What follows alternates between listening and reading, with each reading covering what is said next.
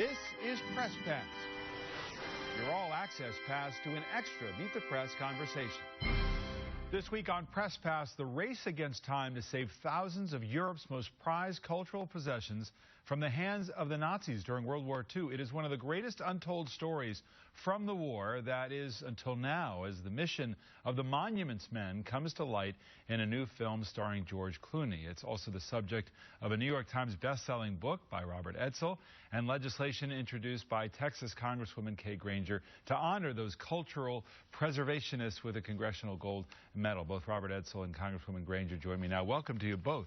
Great to have you here to tell this compelling story. We were just talking about how excited you are about the film coming out, which will give this the due attention. But Robert, what was the mission of the Monument Men? It's kind of a weird name and clunky name, Monuments Men, a group of middle-aged museum directors, curators, art historians, and artists who volunteered for service during World War II to become a new kind of soldier, one charged with saving rather than destroying. I think General Eisenhower, President Roosevelt had the understanding that if you're really going to win the hearts and minds of the people you're trying to liberate and then ultimately conquer, you have to show respect for their cultural treasures. And what was happening? I mean, really bring us back to what was going on as the Nazis and Hitler were making their march. Art was very much a centerpiece for him. It was, astonishingly. There's a whole series of troops that have as their objective not fighting the war, but coming in and sometimes before the war starts even making lists of things that are going to be looted. And it's looting on a tremendous scale using the methods of transportation Napoleon could only have dreamed of. Millions of objects, whether it was library books, stained glass, church bells from cathedrals throughout Europe, works of art, paintings of all sorts. And they, of course, were stealing from Jews in their neighborhoods throughout Europe, an issue that's still very much a topic today in terms of recovering some of that lost art. Absolutely, because part of it was to protect the art, to keep it safe, but then return it where it came from, to the families, to the museums, to the countries, which is extraordinary. It's not happened in a war before. A museum in my district, the Kimball Art Museum, well renowned, had a painting that was identified as one of those that had been spirited away. And when that was recognized, the Kimball Art Museum gave the painting back. Wow. And then they put it on auction and bought it again.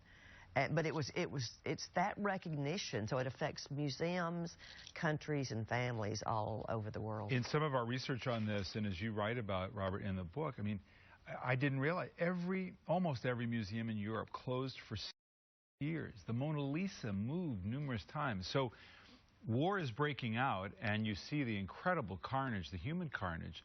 But for museums and for art collectors, and preservationists, there was a sense of, hey, we got to do something with this stuff here.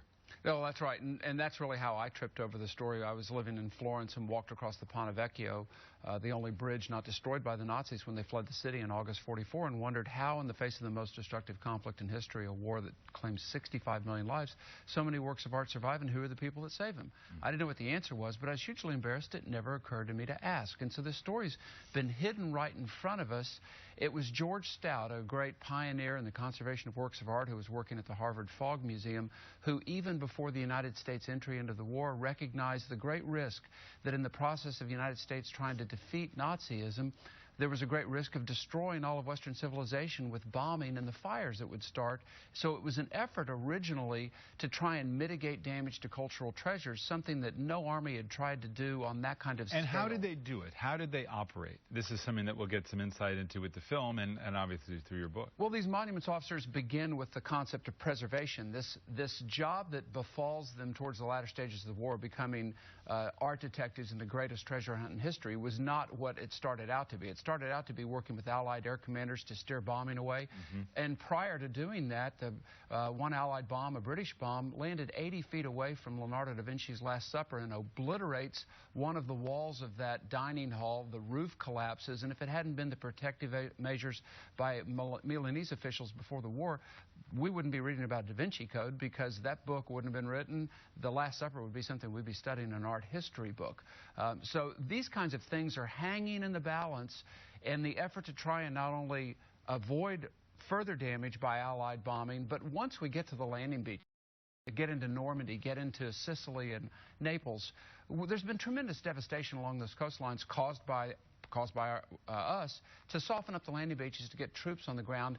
But the local citizens see these monuments officers, many of whom are architects, effecting temporary repairs, and they realize, well, they're not all these things that the Nazis have held them out to be. They're actually trying to repair our things. And the legacy piece of this, Congresswoman, has been something you've worked on for a long time. All this time later, you'd like to see them recognized appropriately. Absolutely. Talk about their mission from your point of view and what that was. Well, there were two things going on. One thing was to save the monuments and the art because of the bombing and the war. But the other thing was stop Hitler from building what he wanted to be the largest museum in the world in his hometown, so that was stolen. But when he heard this, said, these people have never been recognized. The greatest generation, there they were. They did this. They went back to their lives. They're in museums all over, but they never were recognized. So we did a congressional recognition. That was in 2006. And now we're asking for the Congressional Gold Medal for the 5 that are still alive. When we did the 2006, there were 13. Now there are only 5. And so we want to make sure that they're recognized during their lifetime. It'll be interesting to learn more about how they operated. I mean, you just imagine the violence all around them and how they were able to penetrate that and whose ear they got to say, if you're going to do X, you got to worry about Y. So how did they operate so effectively, and how much was done after the fact to then recover art? Well, it's a great question. The difficulty at the beginning was the same difficulty today. How do you get to the president?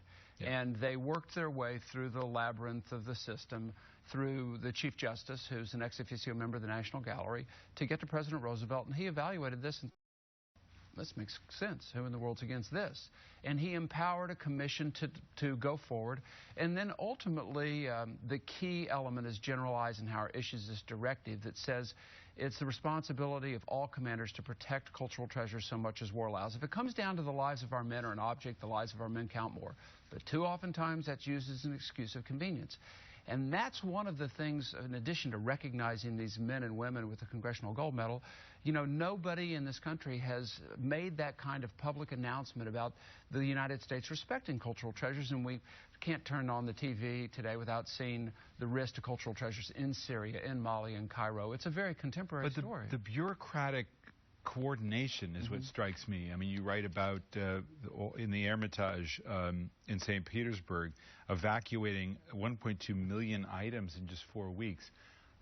Who pulls that off in the middle of war? These local officials and so many volunteers who go nameless, but we try and at least acknowledge that they're out there in Florence, in Rome, people running around at the risk of their own lives trying to save these things. In fact, at the Hermitage in Petersburg, some 46 museum employees died, most of starvation, because the other 1.2 million works of art they couldn't get out before the blockade, and they had to live in the museum. Very, very gruesome.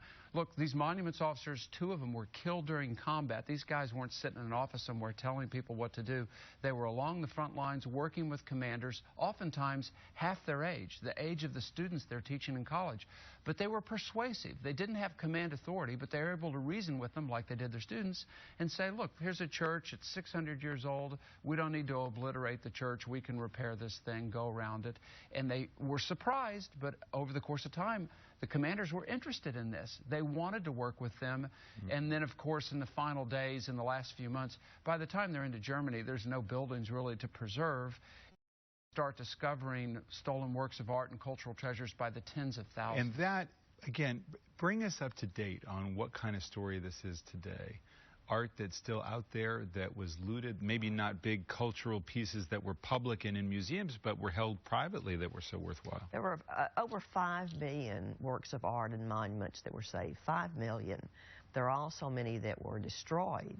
Hitler said, if I die, then everything is to be destroyed. And the film shows in one case where they're taking works of art that were very famous and blasting them, and they were burned. But today it's bringing attention, the Monuments Men Foundation bringing attention to this. So where are the pieces of art that were not discovered? And it's a living, still continuing effort. We'll take a quick break here and be right back with more about the Monuments Men in just